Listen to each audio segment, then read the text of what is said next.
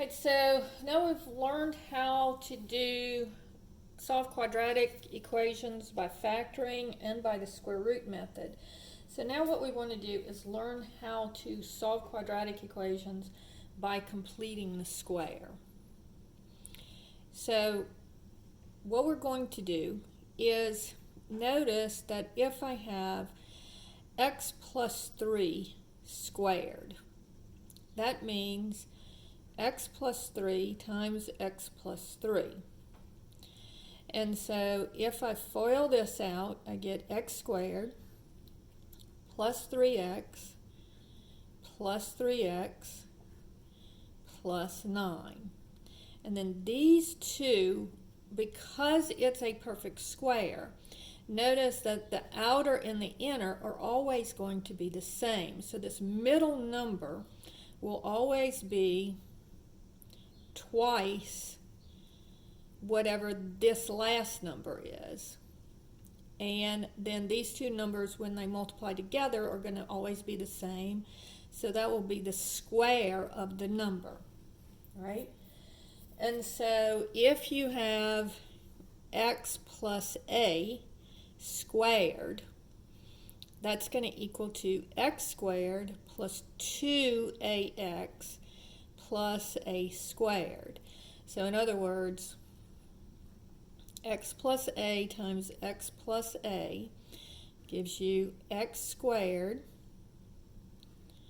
plus ax plus ax plus a squared. And then combining these two, I get ax plus ax gives me 2ax. But what I want you to realize is that this middle number is always going to be 2 times whatever number is being added here. All right? So when I'm going to complete the square, so if I have x squared plus 6x equals 4. Okay, so this is actually problem number 1. This is just explanation. So what I'm going to do is I want to take half of this number, okay, because this number is doubled what I need. I need a. So I'm going to take half of this number. So 6 divided by 2 is equal to 3. All right? And then I'm going to square it. And that's the number that I'm going to add over here.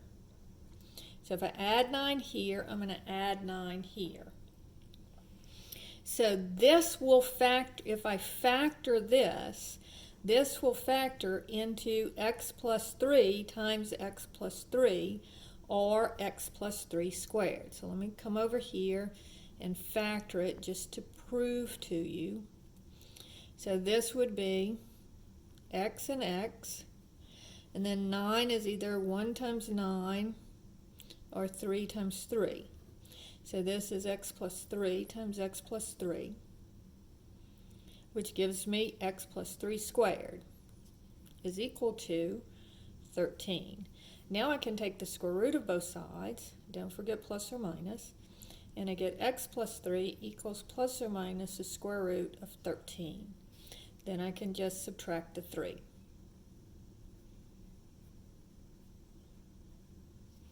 And so that's how that works. All right? Let's look at another one. So if I have x squared plus 4x equals negative 1. Okay? So I'm going to take half of the 4, and that's 2, and then I square it. Now this is the number that's going to be with the x when I factor this. So I square it, I'm going to get 4, so I add 4 to both sides. So this will factor into, if I look at it, it would factor into x plus 2 times x plus 2, because it's going to be, looking at the 4, I would have 1 times 4 or 2 times 2, and 2 times 2 is what gives me 4, so it'll be x plus 4 times x plus 2 times x plus 2 is equal to 3.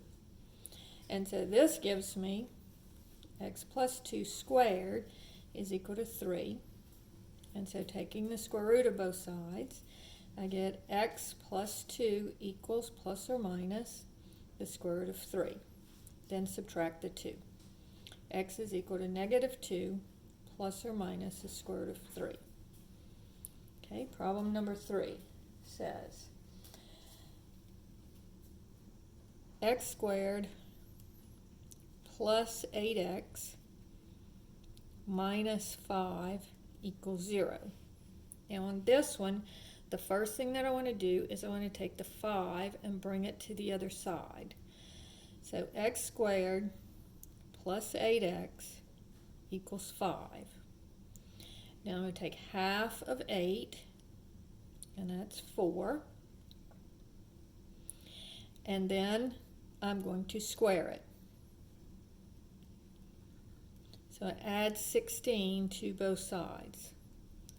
So I get this again, this is going to factor into 1 times 16, 2 times 8, or 4 times 4. So the 4 times 4 is going to give it to me. So this factors into x plus 4. You see the answer sitting right here for you, times x plus 4, which is x plus 4 squared.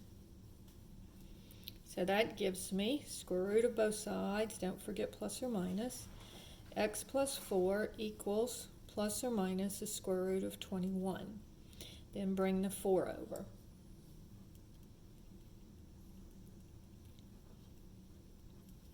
So I get x, change of sides, change of signs, x is equal to negative 4 plus or minus the square root of 21. Right? Now, if I have problems that have odd numbers in the middle, I will get fractions. So again, I'm going to take this and bring it over. So I get all the x stuff by itself so that I can complete the square. So I'm going to take, and notice this is negative now. So I'm going to do negative 3 divided by 2 is just negative 3 halves. All right? And then I'm going to take that and square it. So negative 3 halves squared. So negative times negative is positive, 3 times 3 is 9, and 2 times 2 is 4. So plus 9/4 plus 9/4. Now, this will factor into, remember this is your key here, x minus 3 halves squared. Now over here I've got to do a little bit of arithmetic. So this is 5 over 1, and I want to make my denominator 4. So this would be 20/4 plus 9/4 would give me 29/4. Right? Take the square root of both sides, don't forget plus or minus, and I get x minus 3 halves is equal to plus or minus the square root of 29 over the square root of 4 is 2. And then add the 3 halves to both sides. So change of sides, change of signs.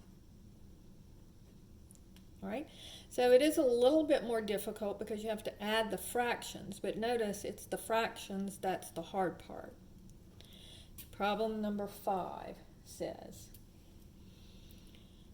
x squared plus 5x plus 1 equals 0. So first I'm going to put all my x stuff on one side, and I'm going to bring the 1 over, change of sides. I'm subtracting 1 from both sides. Change of sides, change of signs. So now I'm going to have 5 divided by 2, so that's just 5 halves. And then I'm going to square it. So that would be 25/4. So this will factor, and remember this is your key, this is going to be x plus 5 halves squared. And then I'm going to add 25/4 to both sides. So this would be negative 1 over 1 times 4 would be 4 over 4 negative 4 over 4 plus 25 over 4 gives me 21 over 4, right? Or you can use your calculator. And that's using the ABC button. Let me show you that. So first let's do the 12 plus 9/4 just to show you that it'll give you the answer. So this would be 5 plus 9, and you should have a little ABC button right here. ABC 4 equals. Now the answer here is 7 1/4, but I don't want to leave it as 7 1/4. I want to make it 29/4. So if I hit my ABC button again, I'm sorry, a second function ABC, it gives me the 29/4. Okay? So same thing here. I've got negative 1. And then I want to add 25 ABC 4. So that means 25/4. All right, so my answer is 5 1/4, but I'll write it as an improper fraction. So this is going to be hit second function ABC, and I get 21/4. All right, so now take the square root of both sides, and don't forget your plus or minus. And I get x plus 5/2 is equal to plus or minus the square root of 21 I can't do anything with, and the square root of 4 is 2. Then subtract the 5/2.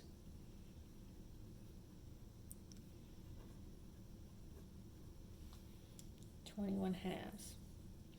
All right, so we'll do one more of these, and then I'm going to show you a different method to doing these that is very similar. So if I have x squared plus x plus 2 equals 0. So first I'm going to bring the 2 over. And then here, notice my coefficient is understood to be 1. So I'm going to have 1/2. If I square 1/2, I get 1 squared is 1, 2 squared is 4. Right? And so this is going to be add 1/4 to both sides. So this will factor into x plus 1/2 squared. Now this is going to give me a negative number. So this would be negative 2 plus 1/4. So 1 ABC 4 gives me negative 1 3/4. To change that to an improper fraction, it's negative 7/4. So then I take the square root of both sides, plus or minus, and I get x plus 1/2 is equal to plus or minus, and now the square root of 7 I can't do anything with.